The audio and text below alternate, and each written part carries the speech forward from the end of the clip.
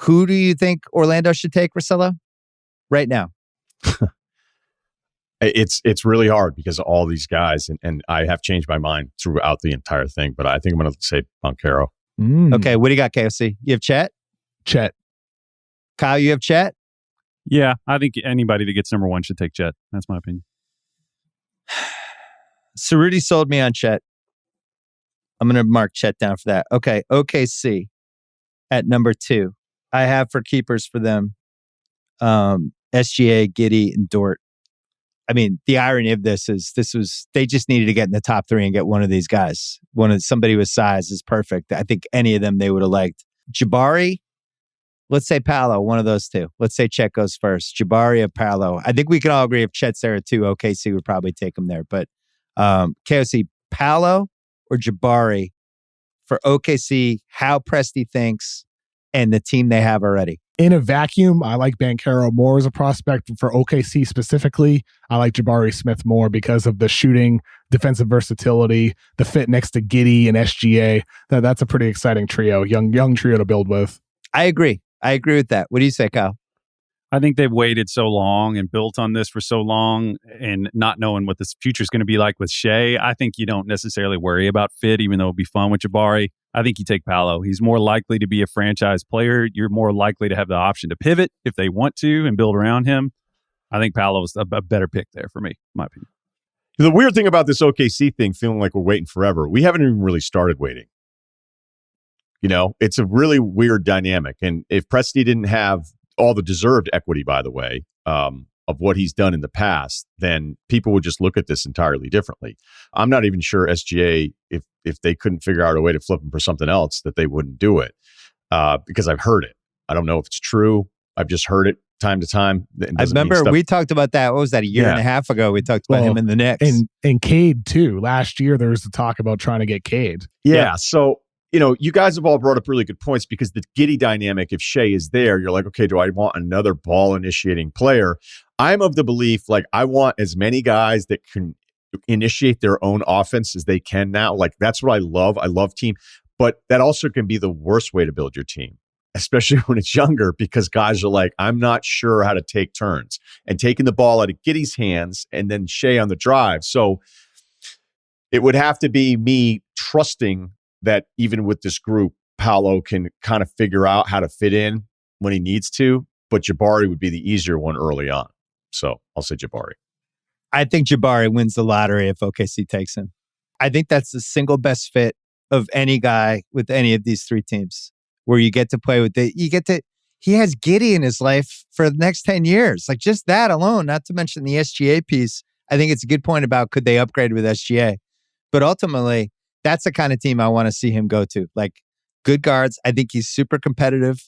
I think those other guys they have, I think Giddey and SGA and Dort, like, those are 3 guys who could be in a playoff series, you know? And I think Jabari, from what I've seen of him and from what the word on the street is with him, like, just really competitive, work ethic, you know, really gives a shit. So that would be a nice fit. But here, I mean, we should talk about Presti for 1 second. He will zag. Right? Like, when he took Westbrook, he took him 4th. People were surprised by that. Harden that year, like, he put some real thought into why Harden was the right pick, even like from his personality. Like, you have to be the 3rd guy with these other 2 guys I have. What's your personality? And just over the years, I do feel like he thinks a little outside the box. So that's why I'm not prepared to. He might just look at it and be like, wow, Paolo's available. I think that guy's going to be a superstar. And that might, like, check his box. I think it's so hard to predict. And they'll keep it really close to the vest, too. Nobody ever knows what they're doing. Nobody, you know, pretty secretive. All right. Is OKC the team most likely to not take Smith, Banchero, or Holmgren? Of the top 3 teams? I just don't see how those. Oh, you mean like the random Scotty Barnes going over Suggs moment, but we have in the top 3? Like Sharp or Ivy, that type of thing. I don't believe enough in either one of those guys. Like, I just don't see it. I feel like Jabari, you were talking about like his fit. Can you imagine like running pick and roll on one side and like Giddey throwing those like cross court skip passes to Jabari? A, shooting it off the catch. B, 1 dribble. He'll just make a living, man. I mean, it would be paradise for him.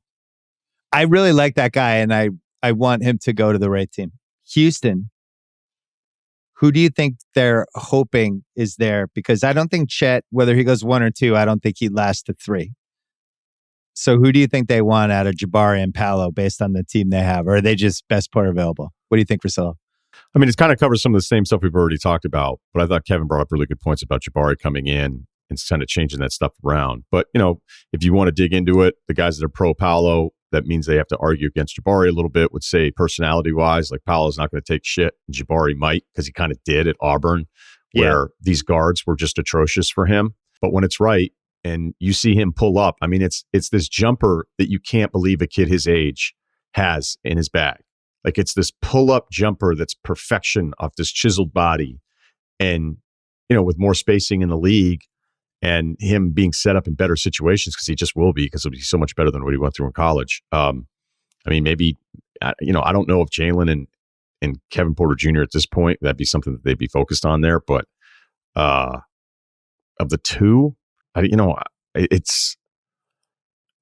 might, I don't know. It might, I just go back and forth on those guys, man. It's fucking hard. Russillo, you're going to go into your cave and you're going to dive into this draft and change your opinion on this 1, 2, 3, I feel like, for the next 6 weeks.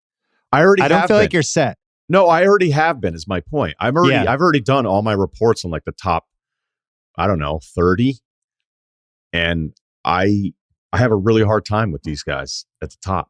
I agree with Ryan. I think with this year's draft, like, I've had Banchero number 1 for about a month now. If there's word that like he's going to be going to a team where the fit's not great, maybe I bump him down from 1. Like the big board order is going to depend on where we're going to hear these guys are likely to go. Like that's going to be a factor in how their ranks. Kyle, what if Sacramento calls Houston and says, "We'll give you 4 and Mitchell for 3"? I don't want Mitchell, so I'm not doing that deal. Okay, not a Mitchell guy. You're still not a Mitchell guy? I thought he had some moments last year. He's fine. I just think he's just, the conditions are too. I kind of judge everything by the playoffs, man. I don't know. I have a hard time believing in that, and I've kind of stood pat with that. I'm trying to figure out a scenario where the top 3 isn't set, or somebody like in the Houston team could be like, we'll move I just back can't 2 fathom spots. it. And it's not, Davian Mitchell isn't getting you from 4 into the guaranteed. And again, the guaranteed, chances are one of the 3 guys is going to be a huge disappointment at the top. Like, I can love them all. I can have a hard time with it, but history tells us, and I can't get past the part of with Chet that there's something I'm really concerned about with him just physically holding up in comparison to these other behemoth wings that can do a lot of stuff on the court. And Jabari breaks the tie for you if you like shooting and defense, and Paolo breaks the tie for you if you like somebody who can initiate your offense, because what he did at Duke, when Duke was in trouble in the tournament, Paolo got him out of trouble every time. And you were like, why can't they figure this out? And then it was the other, I forget what it was. It was at the Arkansas game where you were like, why are you guys going away from him? They started fronting Paolo, and they couldn't figure out a way to get him free off the ball to let him set it up.